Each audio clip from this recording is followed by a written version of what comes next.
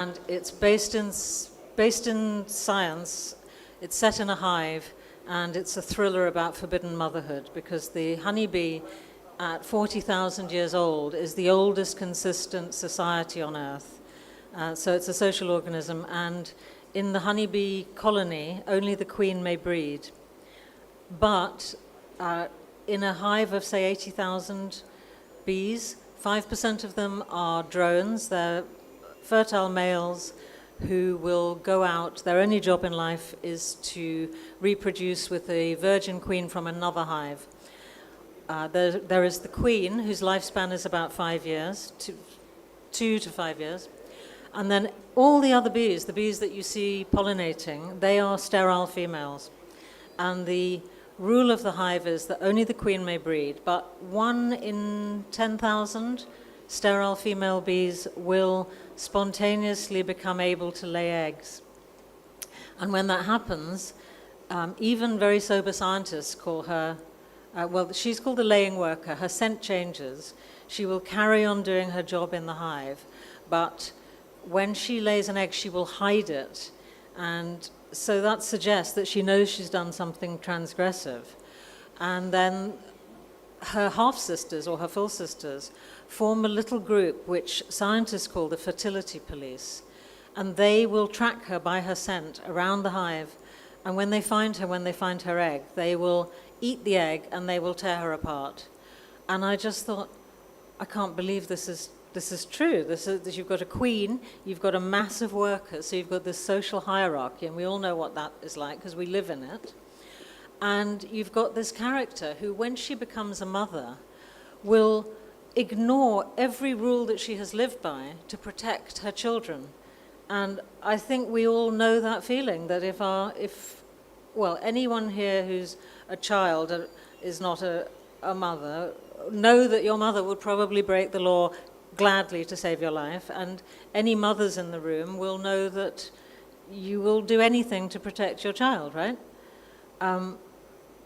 So that was the main character for this book, and it's the story of a laying worker in a hive. And I wasn't intending to write about the climate crisis at all. I was, dimly aware of it, but you cannot research pollinators without becoming aware of the plight of the honeybee and the importance of pollinators. And then you can't research pollinators without realizing that this is a global problem that affects everyone. There is no 1% privilege about climate change. You cannot shoot a flood. You cannot arrest wildfires. That once it's out of balance, it's out of balance. So then I found that the place you can see it most is in the Arctic. And I became fascinated by the Arctic to the point where I went there to the islands of Svalbard. So forget about Greenland being claimed by America.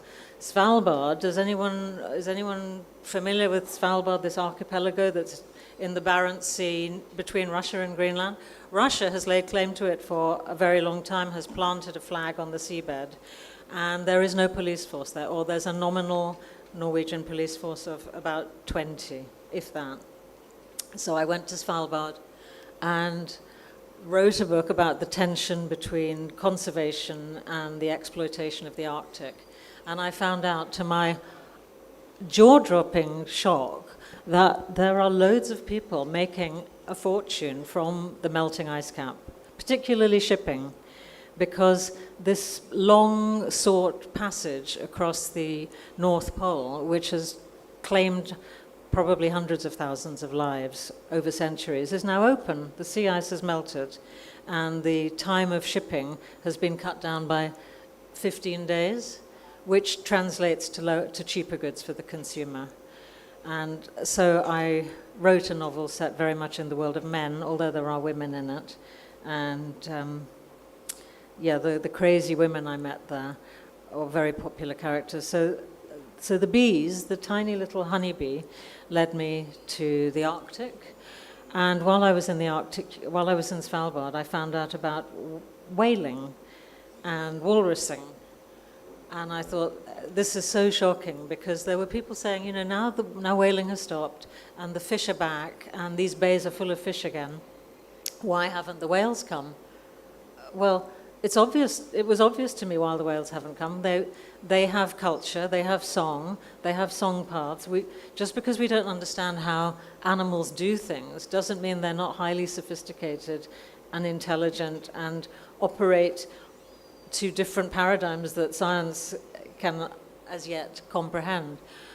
And so I thought, I'm never ever writing about whales and whaling. It's just too upsetting. And then I went to Mauritius on holiday and went on a very ill-advised swim with the dolphins trip. And I thought, oh, this sounds so beautiful. You go out at dawn and you swim with the dolphins. What I didn't realize was that every hotel in the area was also doing the same. So there was a mass of boats all waiting for this pod of dolphins to come back from their night's hunt. And the boats surrounded the pod as the dolphins were trying to get back home after a night's, they've all been out at work, they've got their children with them, their calves with them, and the hotel boats and the sightseeing boats just surrounded them, and then people jumped in the water. And I was one of those stupid tourists that jumped in the water. And this... Are you saying these are wild dolphins? Yeah. So this is not like this is not regulated or, in any way. So you just... The dolphins are coming, the captains radio each other, wow. The tourists are in the boats, really excited, innocently, stupidly excited. And I was in the water, and this massive pod of bottlenose dolphins were racing at us, and a mother went by with her calf, and the calf was tucked beside her fin. And she buzzed me right into my body, and she looked me in the eye when she did it. And I saw her calf was with her, and I was left in no doubt what this mother was telling me, which, I won't say it, but it was clear to me that it was get out of the way, get out of the water. And I suddenly felt really ashamed at what we were all doing. Mm-hmm. And I immediately got out. And then I thought, what's happening? And the captain said, oh, these are bottlenose dolphins, and they didn't used to be here, but don't say I said it, but there was an oil spill up the coast, and it hasn't been reported because it'll drive tourism away. And there used to be a little pod of spinner dolphins here until the oil spill, and then the megapod of bottlenose dolphins had to leave their home water because of anthropogenic activity, i.e. a great big oil slick, and they moved in and evicted the native pod of spinner dolphins. So I thought, oh no, I'm not writing a story about this. This is too difficult, and I have to find out about. I'm not doing it. But then I started looking at bottlenose dolphins, which are patriarchal. They hold harems. They have political allegiances that change. They kill each other. Yeah. And spinner dolphins are matriarchal, and they are quite similar in size. They have no incidents as yet recorded of infanticide or coercive mating, shall we call it. Anyway, I started researching more because I was fascinated about this ecosystem, which incidentally is around the Chagos Islands. And I couldn't get it out of my mind what was happening in the ocean, which then connected with the Arctic, which then connected with bees, which then connected everything in my mind to what we are doing as a species to every other species on the planet. Mm. And I did not intend to write, as it's called, cli-fi, but I wrote about individuals in social groups who are just trying to make a living and get by. So I wrote this novel, Pod, which, along with this one, were shortlisted for the Women's Prize in the UK and have... No, thank you. This one's more of a conventional thriller, and generally the people that love this one are less keen on these ones. So I don't know. Yeah. So there we are. That's my writing career, and we'll talk about the other one maybe at the end. Yeah. So you seem to have stumbled into cli-fi, right? Absolutely. But it seems also to be very naturally. There's something natural about the way you're speaking about it, right? This is not, when I read The Bees, like the thing that really struck me, aside from if none of you have ever read a book that does not have a non-human narrator in it, Shall I read a bit? Yeah, please. Would you like me to read a little? Yes, and then that'll make my question Yeah. have more sense. So I will read you the opening of The Bees, which will give you a taste of the vibe. And I nearly crashed my car when I heard that Margaret Atwood had blurbed this before it was published as well. I didn't crash my car, but I was driving into a petrol station when my phone went off because my agent and publisher were all sending messages, and the New York Times suddenly wanted to review it because of Margaret Atwood, blah, blah, blah. So this is from the beginning and introduces the main criminal character. And it's set in a beehive. Chapter 1. The cell squeezed her and the air was hot and fetid. All the joints of her body burned from her frantic twisting against the walls. Her head was pressed into her chest and her legs shot with cramp, but her struggles had worked. One wall was weaker. She kicked out with all her strength and felt something crack and break. She forced and tore and bit, and then there was a jagged hole into the fresher air beyond. She dragged her body through and fell out onto the floor of an alien world. Static roared her brain. Thunderous vibration shook the ground, and 1,000 scents dazed her. All she could do was breathe until gradually the vibration and static subsided, the scent evaporated into the air, and her rigid body unlocked. She calmed as the knowledge filled her mind. This was the arrivals hall, and she was a worker. Her kin was Flora, and her number was 717. Certain of her first task, she set about cleaning out her cell. In her violent struggle to hatch, she'd broken the whole front wall, and unlike her neater neighbors, she looked and then followed their example, piling debris neatly by the ruins. This activity cleared her senses, and now she felt the vastness of the arrivals hall and how the vibration in the air changed in different areas. Row upon row of cells, just like hers, stretched into the distance, and there they were quiet but resonant as the occupants still slept. Immediately around her was great activity, with many broken and cleared out chambers, with many more cracking and falling as the new bees arrived. The differing scents of her neighbors also came into focus, some sweeter, some sharper, all of them pleasant to her to absorb. Then, with a hard erratic pulse in the ground, a young female came running down the corridor between the cells, her face frantic. "Halt!" Harsh voices reverberated from both ends of the corridor, and a strong astringent scent rose in the air. Every bee stopped moving, except the young bee, who stumbled and fell across Flora 717's pile of debris. She clawed her way into the corner and held up her hands. Cloaked in a bitter scent which hid their faces and made them identical, dark figures strode down the corridor towards Flora and the fugitive. Pushing her aside, they dragged out the weeping young one, and at the sight of their spiked gauntlets, a spasm of fear in Flora's brain released more knowledge. These were police. "You fled inspection." One of them pulled at the young bee's wings, while another examined the 4 still wet membranes, finding that the edge of one was shriveled. "Spare me," she cried. "I will not fly. I will serve in any way." "Deformity is evil. Deformity is not permitted."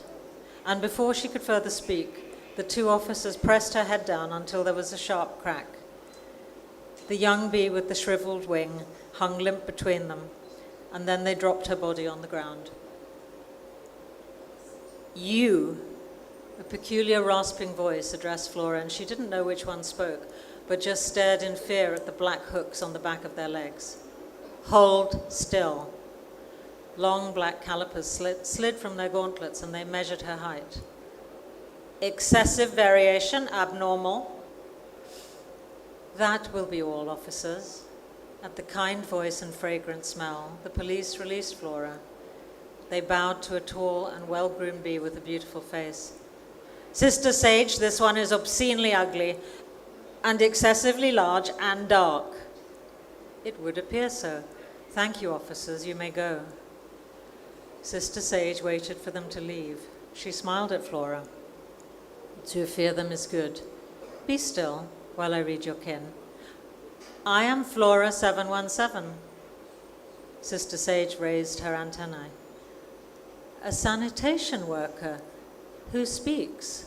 Most notable. Flora stared at her tawny and gold face with its huge, dark, beautiful eyes. Am I to be killed?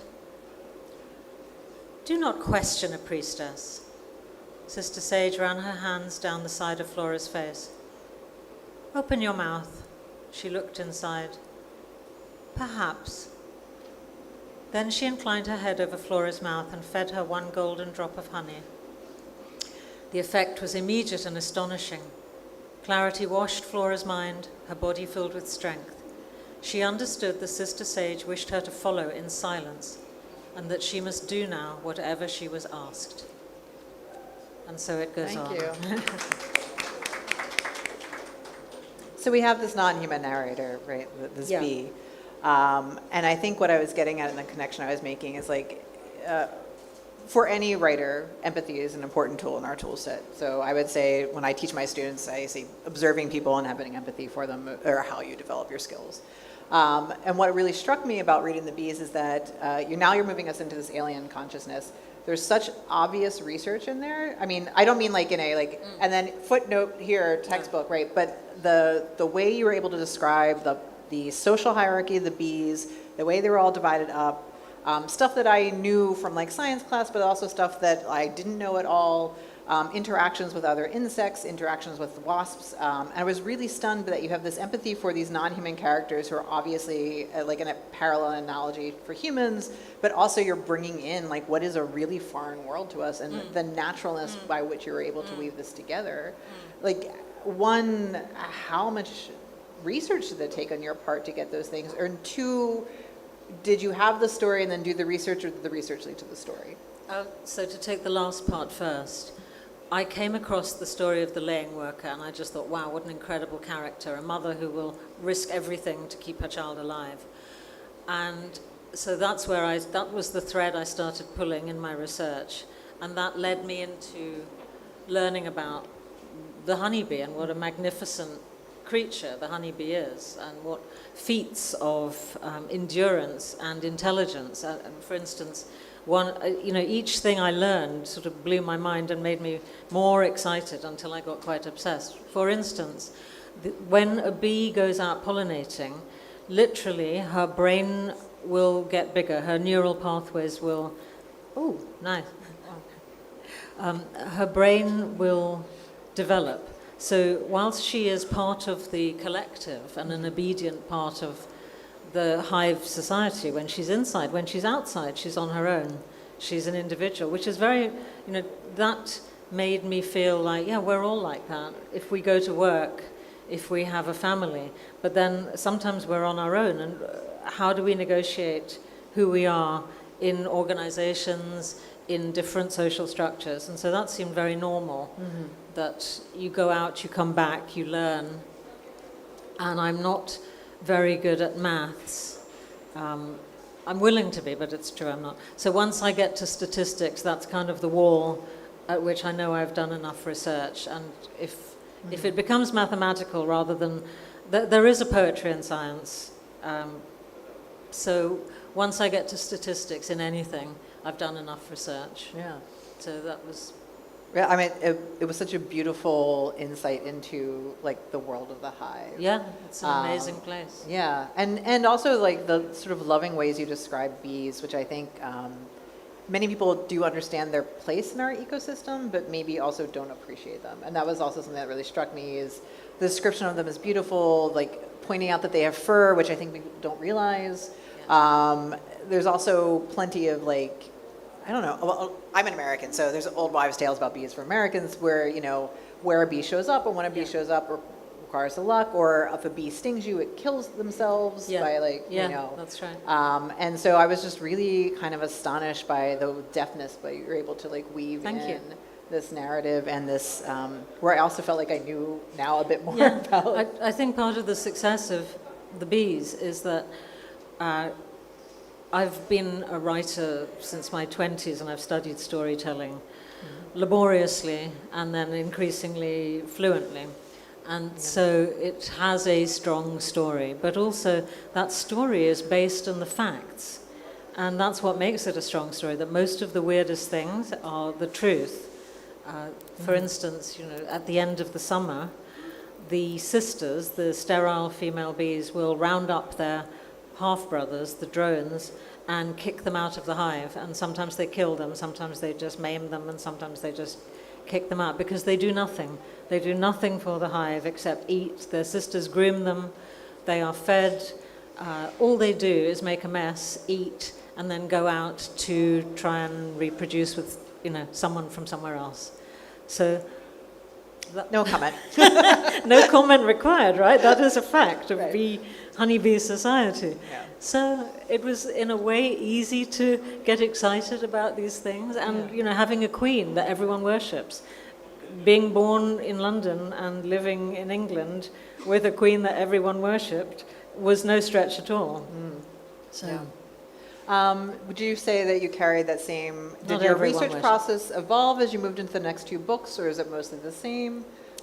It's always different. It's always, maybe some writers will say, oh yes, I just did it in between doing something else. For me, it's always a stretch, because I'm always trying to exceed where I've got to, and it's always something new. So when I was researching POD, the marine refugee odyssey, which is what it is, it's this whole ecosystem put into flight by human activity, shipping and oil, and I thought, well, I can't just research different species of dolphins, because there are whales in the area and there are other creatures, so I couldn't do everything. So I chose the interactions between the most interesting to me species. And yeah, you can really go down a very deep rabbit hole. Did you, to connect back to this idea of cli-fi, was there anything that you discovered in the course of writing these three books and into, I assume, the fourth book, that was shocking or terrifying, or maybe even, which would be lovely to discover, uplifting and exciting? Uplifting and exciting to fall in love with the natural world in a way that I had lost since childhood. And, I remember lying on the ground as a child for ages looking at ants going through the forest of grass and just being genuinely fascinated. And then somehow that disappeared. And doing the research for the bees brought that all back.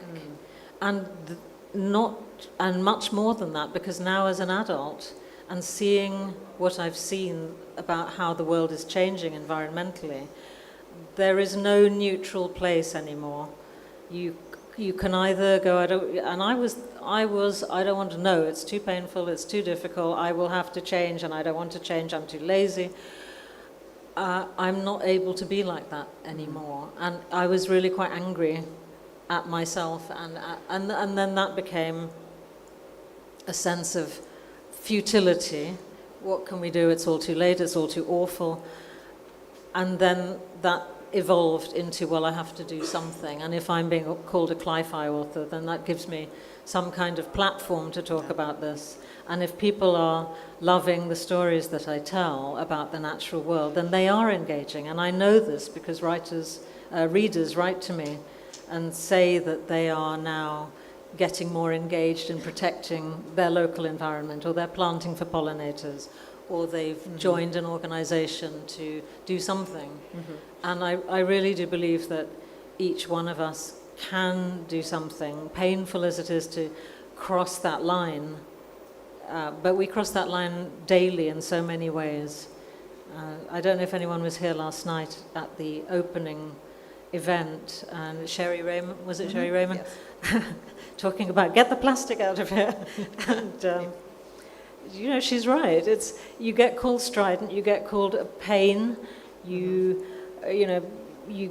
people will laugh, people will mock, and that's happened to me. That, when the Bees was first coming out, I went to, before it had been published, before anyone knew, and before it was economically a success, I was persuaded to read at a political event, and so I read a bit. And the next morning, the government chief scientist used what I had read as his opening joke about how woke, some people are. Well, I think the joke has Yeah. turned back, or fine, make the joke, but that says more about the person making the joke. If woke is being kind, if woke is caring, then let's be woke, Yeah. Yeah. I want to say one more Please, thing on yes. this. So I had the good fortune to be on a month's writing residency on Lake Geneva this last summer. And there was a point where the lake is really narrow. And after I'd been there about 3 weeks, I felt emboldened, and my French had improved enough to say, what happened in the war? Were a lot of people coming, crossing the lake, because there are all these swimming races, and clearly it's very possible to do. And the directress said to me, yes, this is the place where it's narrowest. And the village was very divided by should we take people or not from France. And in the end, the people who wanted to accept them persuaded the others. And this village became known as Les Justes, the people who are just. And I thought that was so beautiful and so much better than woke. Yeah, Because it's about justice. And that involves a very deep question. What is right? What is kind?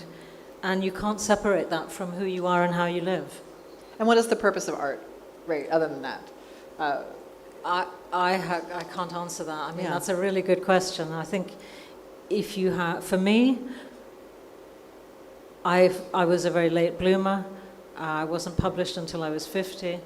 And I think that if you have something that you really care about, it becomes harder not to say it than to say it.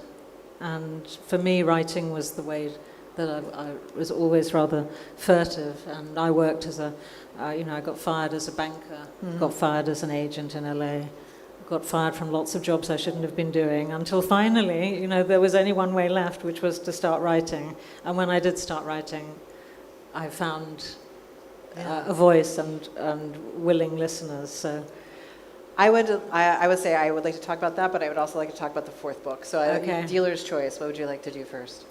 Well, I think I should talk about my fourth book. I'd Yes. like to. So it's in a manuscript form at the moment. It's going out on submission in London. It's called A Passage to Hendon, and it is a story of the diaspora in the UK, specifically in London. It's about, on one level, it's adult children of a family clearing their parents' house. They're Indian. The parents are Indian immigrants who arrived in the 60s, but the frame of the story is from about 1858 to the 9th of September 2022. Now, I think everyone knows what was happening in 1857, 1858, and members of this family are spirits. One of them was a merchant from the East India Company who took the money and ran back to England and left his BB and children in India. And the other is the musician and poet, the Indian woman who was left. And these are restless spirits that are called back to the family home by the activity of the children coming together to unpack.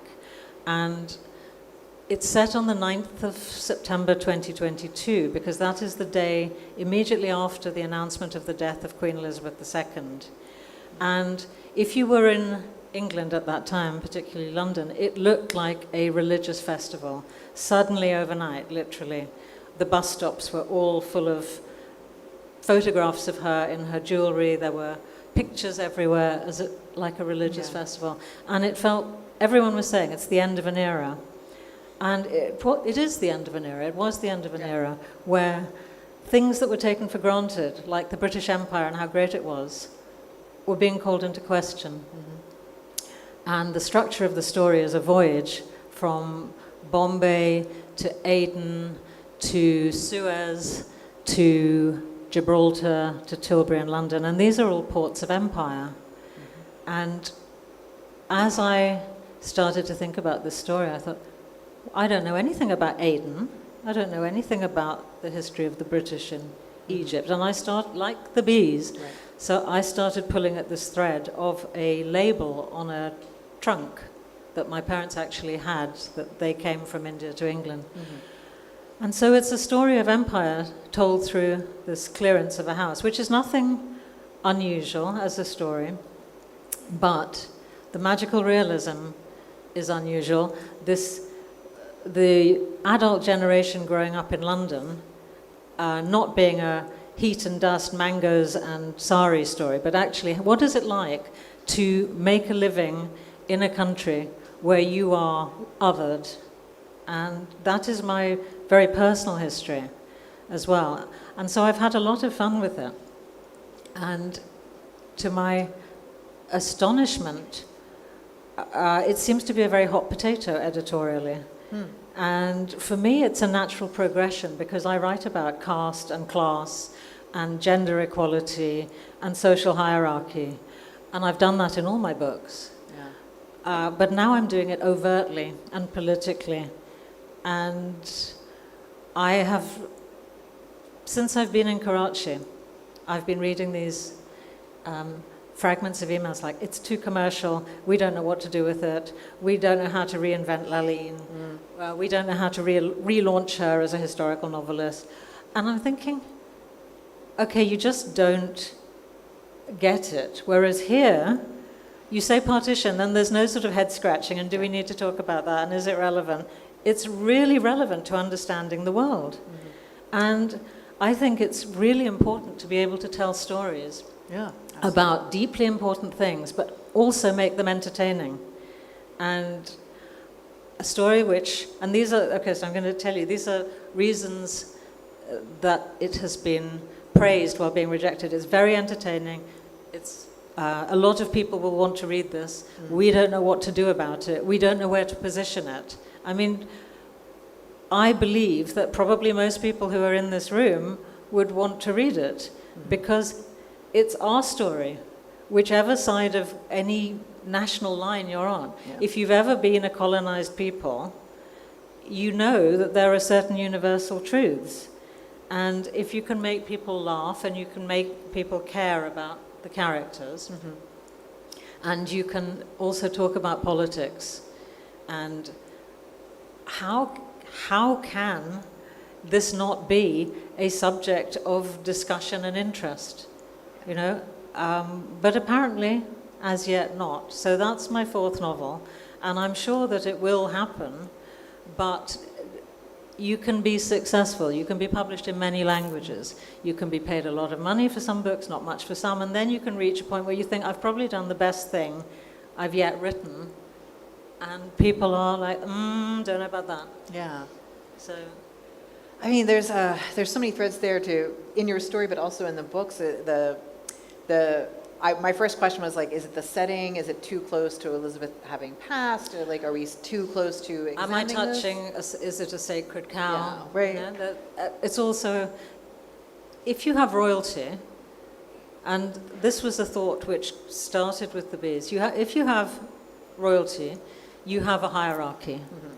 And if you have a social hierarchy, you have privilege and you have increasing amounts of lack of privilege until at the bottom you probably have injustice.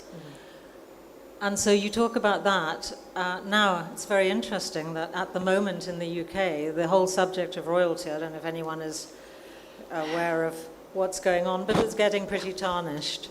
So it's a provocative thing. Yeah. To talk about. I mean, I would say I'm in academia here in Pakistan, so the concept of post-colonialism is something that we engage with constantly. And in fact, our university, the university I work for, that is a major theme of what we do in the education we provide with the students. But I was also struck something you said just a couple minutes ago, where like Elizabeth was the last gasp, right? Like I think so. She had such a long and like reverential, like that her death is like maybe post-colonialism for everybody else. I think so. And I am not a royalist, but in the course of researching this book and researching Queen Elizabeth, I developed a huge respect for her. And she undertook the translation of Queen Victoria's Urdu studies. And she did of course you could say we'd all do an amazing job in that position with all that privilege, but we have seen that there are people with incredible privilege that do a terrible job and should not be allowed out, naming no names, but we know who I'm talking about. So yes, I thought she was incredible, and I literally saw her close up a couple of times. Once when I was a guide in Westminster Abbey for money in my gap year, and she came in through a secret passageway through the gift shop and made time to greet every single person in there. Wow. And once when I was living in London and was up very early one morning on the Mall, and a big limousine stopped, right there. And I looked in and I thought, when you see people that you know and you can't place them, and I saw these two people I knew in the car, like these two friends, and I was like, and they looked at me, they both looked at me and smiled, and one was a white older woman and the other one was a black man, and they smiled at me and they waved, and I realized, oh goodness, that's the Queen and that's Nelson Mandela. and a jolt went through me of energy, like these two incredible people in a car this far away. And actually a moment of connection. And I thought of that when I was writing this book, A Passage to Hendon, and I thought, I understand why people love the Queen. You need to love someone. We need our saints and our icons and our pop stars to be good. We need our sports people to be, we need heroes, we need heroines, because they are models for us. And that's what literature can give us as well. Models that we can go, someone sees me, someone believes that this matters, I believe this too, I am seen. And to come back to the beginning, if I'm weird, someone else is weird too. And they're holding my hand in the pages of this book. Yeah. So. Oh, that was lovely. I feel like I don't want to ask any more questions. That was such a lovely wrap-up of... Thank you. So we do have a couple minutes. Why don't I turn it over to questions from the audience, because that was just such a beautiful capper Sure. on your work. Feel free, everybody. Please. Do we have a... Let's have ladies first, because I've been in a few events where ladies get the last shout. You can hear me? I can hear you. Yeah. I can be loud. Okay, so I also love writing fiction, and I write autobiographical fiction. And the one thing that really resonated with me about your books was that you're doing so much research. Oh yeah. Do start Hi. again, thank you. Yeah, I'll start again. Okay, so first, thank you so much. Everything you said, I resonated with, especially your connection with nature. It was really lovely to hear. I also write autobiographical fiction, and the one thing that I struggle with is that, when you're writing about something that's so real and so true, but you're also weaving it into a story that's entirely fiction, sometimes you lose where one ends and the other begins. And you're putting so much research into your words. And the passage you read, the way that you pulled that into characters, into storytelling, that it wasn't just sounding like information and clumps of information, was really brilliantly done. I know you can't possibly explain right now how you do it, but perhaps you could talk a little bit about, how you got to that point. I can give you a tip, which when I was a screenwriter in LA in another life a long, long time ago, I went to a screenwriting class and we were asked as homework, write a scene about something that happened to you that really, really matters. Just write a 3-page scene and then come in, or send it in. And everybody did it, and the guy who was teaching the class had the stack of papers here, and he called out people's name. What's your name? Zees. So he'd say, okay, Zees, is this yours about the blah, blah, blah? And you'd go, and he'd stand up and he'd go, and he'd say, next. And he'd say, this is what screenwriting is like. And if you can't handle that, you shouldn't be doing it. Because writing is hard. And I tell the story about this manuscript that is currently going out, because I'm not going to be a gatekeeper about how it's, you're a writer, and it's once you're there, it's great.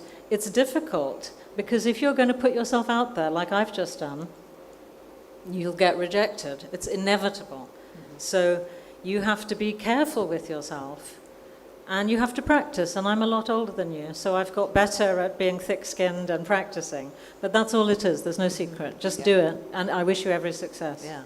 It's very exposing, right? So if you're not a creative person or anybody, the process of exposing yourself to workshop or to feedback or to reviews, professional reviews. Which is why something like this is so fantastic, because it's a festival about literature which underlines the fact it matters. It really does matter. It matters to me. It matters to everyone who's come to this event. Thank you so much, or gone to any. Thank you, Christie.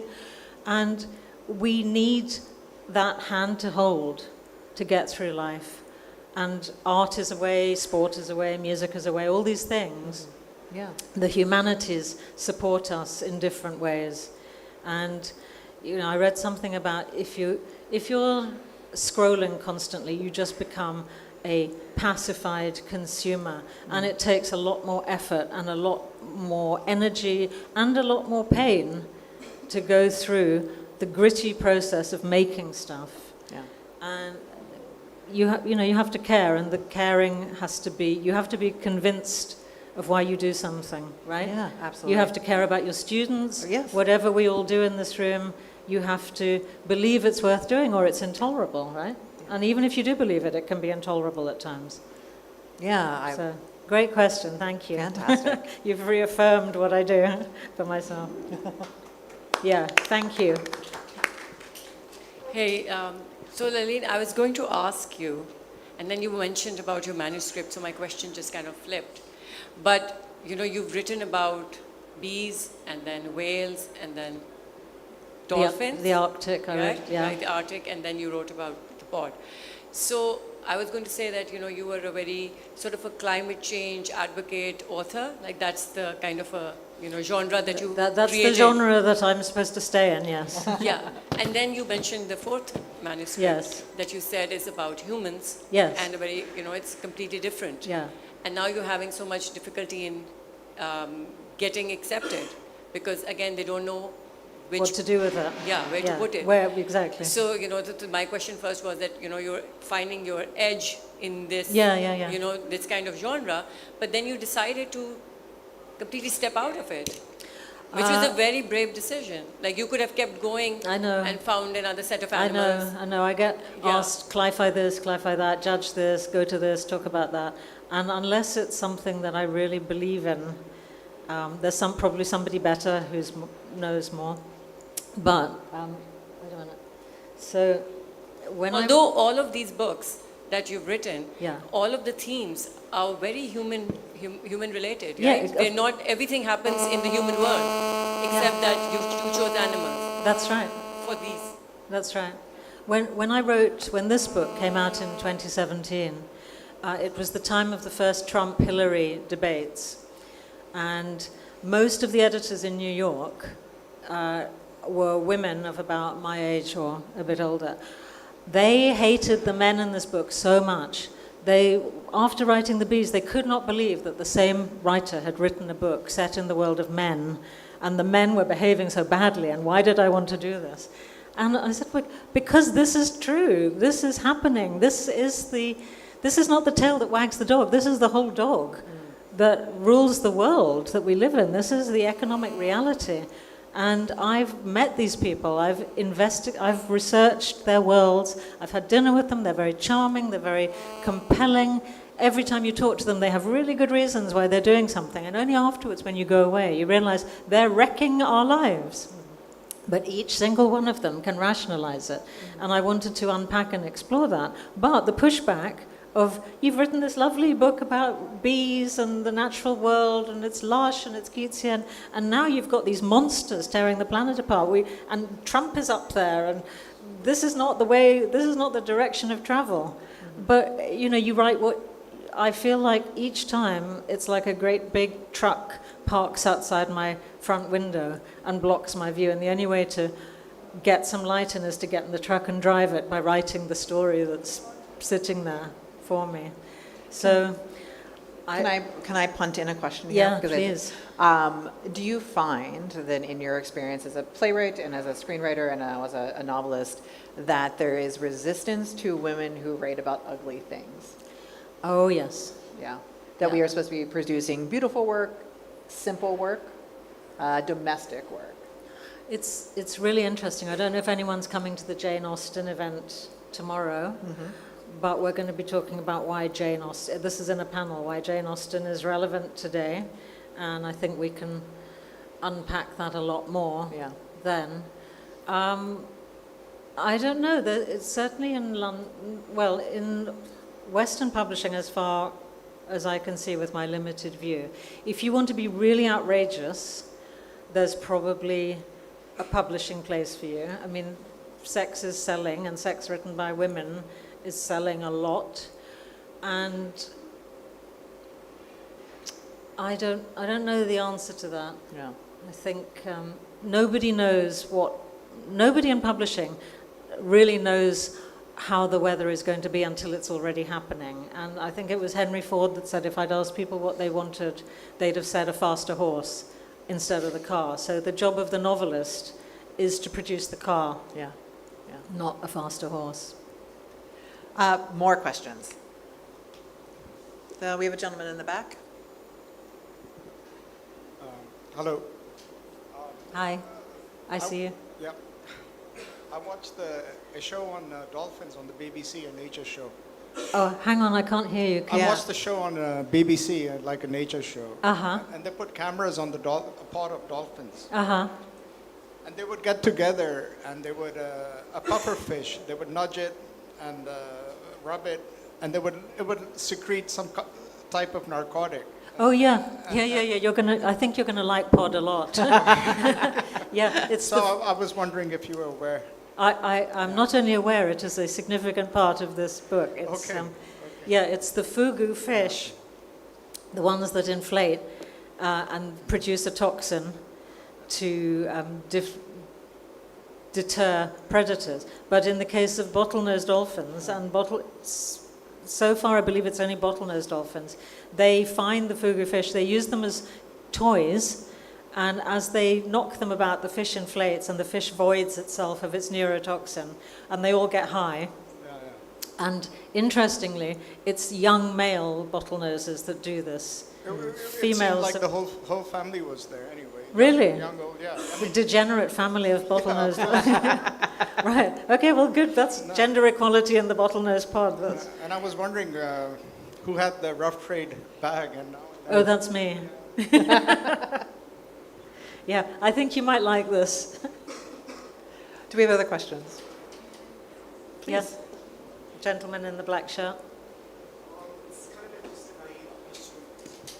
Just a naive question. I just wanted to know, walk us through your journey, like the process Of how writing? of writing, or how you got into the next book that you're coming in for.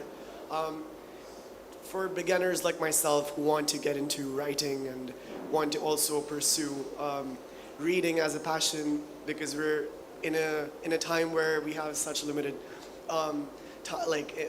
the span is really bad, and Yeah. we really want to improve. I know. And you come from such a great perspective where you can bring in some insight for the new generation. What would you recommend? And second, if we want to align that with the curriculum and make that part of the curriculum in today's world, where we encourage writing as part of the curriculum early on in the primary level. I hear you, and I think the addiction to screens is really destructive, and I think most writers are in a difficult position, which is that you can reach a lot of readers and do a lot of research with social media, but as we know, it's also designed to be addictive and to fragment our attention spans. And the ability to focus and think deeply and think freely is crucial for freedom. And otherwise, we're just being given a curated selection of views that aren't our own, that we'll start to believe are, because it's tailored for us, isn't it? I would say, put your phone down. And I don't know whether it's happening here, I don't know whether there are phones allowed in schools in Pakistan, but are there? Yeah. So I know in Australia they're being restricted or banned in schools, aren't they? And there's a big debate in the UK about whether this is good or not, and people are saying, well, kids will always find a way around. But fine, let them find a way around, but at least create the time and space to be in the boredom, you know, and in the anxiety, because to be with ourselves is frequently an uncomfortable place. Hence all the distracting things we do. And you can't create, you can't write unless you can tolerate that discomfort. So there is a lot of cognitive dissonance in all our lives, and the ability to be calm under the provocation of creative anxiety is something to develop. Yeah. So whether that's playing sport or meditation or anything healthy that will enable you to sit with yourself will be such fertile time. I think you'll find that treasures will start appearing to you. So I think anyone who wants to write, get comfortable with anxiety. We are age compatriots. I'm going to assume that this is also very similar. It's fine, yeah. The greatest, the best part of my life where I was the most imaginative and told the most stories was when I was a child and bored. Like, we did not have, cable TV comes in as a kid, so I had to watch the TV shows my parents watched. I did not have social media. I had to listen to whatever they put on the radio. So I spent a lot of time being bored and entertained myself being bored. I came up with fantastical worlds, and I probably generated more amazing things through the process of just trying to entertain myself out of being bored or sitting and listening to myself, which is such not a thing these days. We will do anything to pacify ourselves. I mean, I don't want to show you my social media log for this week. I don't want to tell you how hours I spent playing Baldur's Gate 3. But I would agree that this is important, and read a physical book. That's, I would say, absolutely the thing that will move you from just passively consuming to actively engaging with a piece of literature. Yeah. And if there's a book you love from your childhood, get it and reread it, because you will be that person and you now. I just recently reread The Wind in the Willows. I don't know if anyone knows that book. Did anyone know that? Yeah. It's amazing. And the language is not for children. You start reading that book again as an adult and you think, this is not a children's book, this is so sophisticated, and yet it's not. It's transparently a great story about animals, but you read it as an adult. Yeah. And it is beautiful. And the chapter called Piper at the Gates of Dawn, just read that chapter if you want inspiration. So. Yeah. We have time for one more question, or maybe two. We'll see if we can sneak in. Lady in the green sleeves there. Yeah. Hi. First of all, I want to say that I look forward to tomorrow's session on Jane Austen. I practically worship her. I'm looking forward to that. Okay. The question, See and you then. also what you just said about rereading books, I would like to say something on that as well. I mean, at every age of your life, I think some books, you connect to them in a different manner. Completely. No matter what time, it depends on your age and your phases as well. And the question that I have for you is that you, being somebody who's looking into different aspects of life and nature and exploring things, have you ever been in that writer's block stage where you are, unable to finish a manuscript because you're looking into different kinds of, genres, you're exploring different things, writing about bees and then coming back to humans, like you just told about your 4th manuscript. Have you ever been in that stage where you feel difficult to finish something that you've started? And if you have, how do you come out of it? I have. When I was starting out, I would doubt myself, and sometimes I was right to doubt myself, because if it's boring to write, it's boring to read. So if you're bored, if you don't like it, figure out why. And if it's something intrinsic, baked in, chuck it. You've got an infinite amount of creativity. You've got a finite number of years, but you sound like you might be a writer, or want to. So come out of the closet and just say, yes, I want to. That's the first step in doing it. Owning the fact that you want to have a creative expression, and don't be scared of it. You may or may not want to do it once you start, but overcoming that kind of am I allowed? And also the worst thing to fear is not being bad, it's being mediocre or ignored. Because at least if you're bad or you're rejected, like I've just shared, you could say, well, it's so interesting that people don't want it. Or maybe that's true, maybe it's not.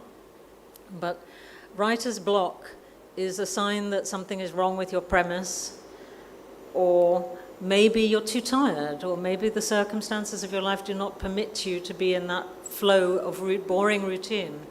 Don't beat yourself up about it. Just put it aside. When you look at it again, if it makes you cringe, don't do it anymore. There'll be another idea along any moment. Be brave. You have to be brave.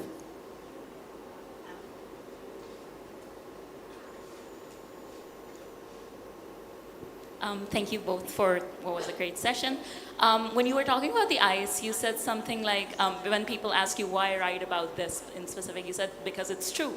So that made me wonder, do you ever struggle with or worry about depicting something that isn't true, or distorting the truth, or representing a truth that might be incomplete? Or like, in other words, when you're blending fiction and real world research, especially when it pertains to real world endangered species or real world events, how do you deal with that fear of perhaps misrepresenting something that is so important? That's a really, really good question. When it comes to human beings, there's public domain. So I could write about Queen Elizabeth because she's a public figure, almost a galactically universal figure. Animals have no rights. So you can say what you like about them. And at the moment, there's no comeback. Although whale language will be translatable in our lifetimes. I mean, this is something totally thrilling, that machine learning and AI mean that I'm pretty sure in our lifetime we will have the rudiments of an understanding of different animal languages, at least the parts we can understand. Yeah, it is, you're always going out into an unsafe place as a writer, and don't libel anyone, because that'll give you writer's block faster than anything else. You won't be able to afford to live. What else? Yeah, I think just get it done first, and then get it lawyered if you're worried about anything. I don't disagree. Yeah, be like a builder. Do it first and say sorry afterwards, or change. I am so sorry. We are out of time. I am so sorry. I know your hand up. Please, let's thank Laline for being here. Thank you all so much for coming. I really appreciate it. Wonderful conversation. Thank you all for coming. Thank you, Christie, as well. We are on a panel together tomorrow with Bina, who is also sitting there, to talk about dystopian fiction, so come to that as well. Yeah, thank you all again.